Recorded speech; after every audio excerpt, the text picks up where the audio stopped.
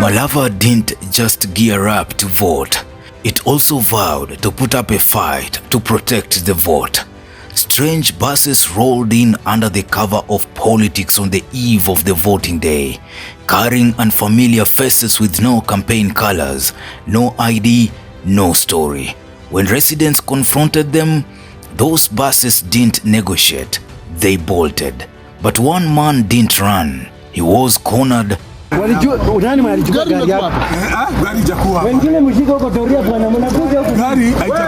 under pressure, he dropped a name that lit a fire in Kenya's political streets, Livondo.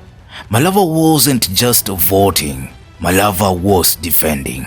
Earlier on Tuesday, local youths intercepted a vehicle believed to be carrying cash for voter bribery in Malava.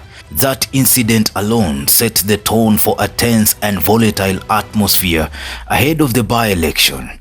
Fear, suspicion, and anger were already brewing before the buses even arrived.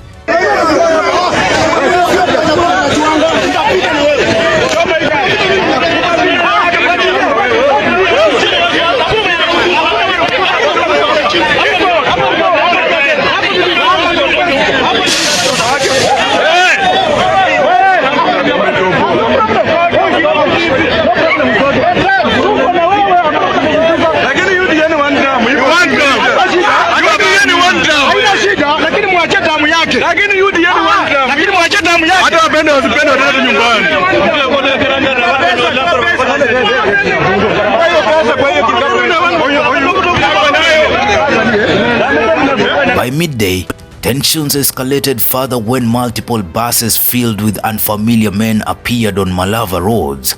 No campaign signs, no local faces, no explanation. Residents knew something wasn't right, and they were ready. William Ruto, watu wamekukataa.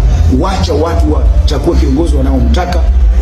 Ukijaribu kuleta mambo ambayo Samia Suluhu alifanya kule Tanzania, tuko tayari kama wananchi kuingia State House na kung'oa mamlaka. This wasn't a rumor. It wasn't Twitter noise. It was a real-life political ambush that turned the Malava by-election into a live-action thriller. Hours earlier, the united opposition claimed that the state was plotting to manipulate the vote against Seth Panyako. For the first time since the electoral history of Kenya, IBC has confirmed that they will be using uniformed officers and plainclothes officers. Those plainclothes officers is a tool for ballot stuffing.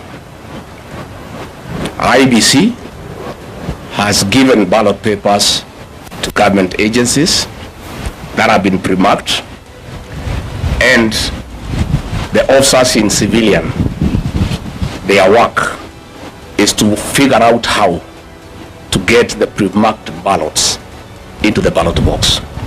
Let it be known that people have already spoken. At this defining moment, we urge Kenyans to stand firm, stand peaceful, and stand together. Let us prove once again that no force, however desperate, can overcome a united and a determined people. The will of Kenyans is sacred. It cannot be bought, it cannot be bullied, or indeed it can never be broken. Kenyans shrugged it until reality arrived, disguised as hired passengers. Residents spotted buses ferrying strange men. No one knew them. They weren't locals. They weren't voters. They weren't campaign agents. They were imports. Then Malava snapped. They claimed they were just traveling. Residents didn't buy it. Why Malava? Why Tuesday? Just hours to elections. Why groups of able-bodied men with no luggage, no relatives, and no reason? Tension climbed like a cat up a mango tree. Within minutes, word spread. Youth aligned themselves like tactical units. This wasn't chaos. It was order born of suspicion. They demanded answers. They got silence.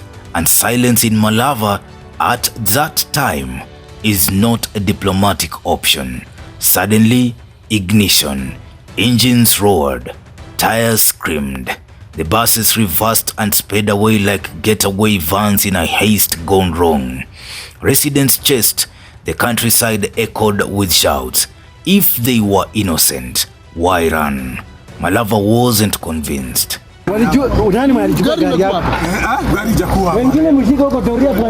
One individual didn't make it. Residents caught him. Tempers piqued. The crowd demanded truth. He resisted. The crowd insisted. He was taught a lesson like a class 2 pupil in a primary school. Not for entertainment, not for brutality, for answers, for ownership of their vote, for the dignity of a constituency tired of being treated like a doormat in national politics.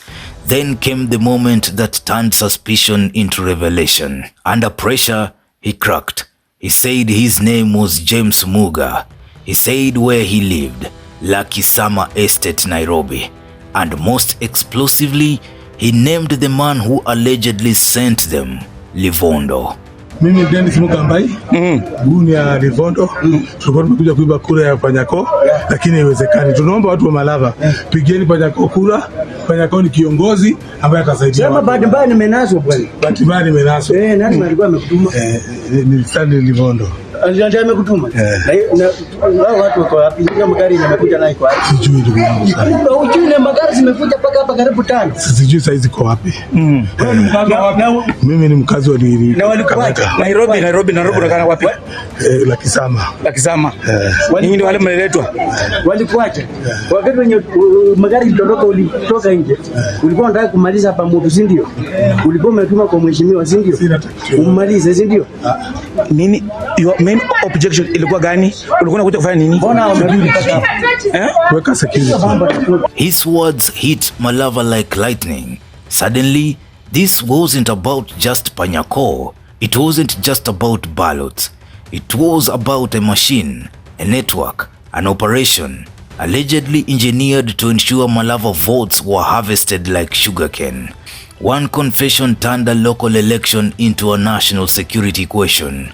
Who is deploying strangers into rural Kenya and why? Whether his confession is true, coerced, or part of a bigger script, one fact stands firm. Kenya's elections have mutated. Buses are now ballot boxes on wheels. Imported voters are now political weapons. Villages are now frontline security forces. Malava didn't wait for institutions. Malava became the institution. And after this, every by-election will now be closely watched with binoculars from Nairobi to Busia, to Mbeere North and Chwele in Bungoma County, and Ugunja and Kasipul, because the age of silent rigging may have just ended. Malava wasn't just going to vote for a candidate. Malava vowed to vote for dignity. Tunakaaje watu wangu? Hii maneno hii mmesoma nyinyi, mmesoma. Watu ambao walikuwa wanachunga ng'ombe juzi wanaongoza, sisi tunafuata tu. Hadi kazi yetu sisi ni kukuwa maid, kuwa watchman, kuchimba makaburi, kuchanja kuku kwa matanga, kubeba maji kwa matanga. Hadi sisi vijana wetu ambao wanaingia kwa jeshi, ni jeshi la wokovu peke yake, sio jeshi la Kenya. Mnakubali maneno kweli? Maendeleo yenye tunataka tupewe sio kwa sababu ya kura ya by-election. Maendeleo ni kwa sababu tunataka asanti kwa kura yenye tulipigia rais. And that, ladies and gentlemen, is our small constituency just taught Kenya a very loud lesson. If you tamper with local democracy, don't expect a soft landing. What do you think about this situation? Do you think what the man confessed is true? Drop your comments. Newsroom, Maisha TV, Ushabi Junior.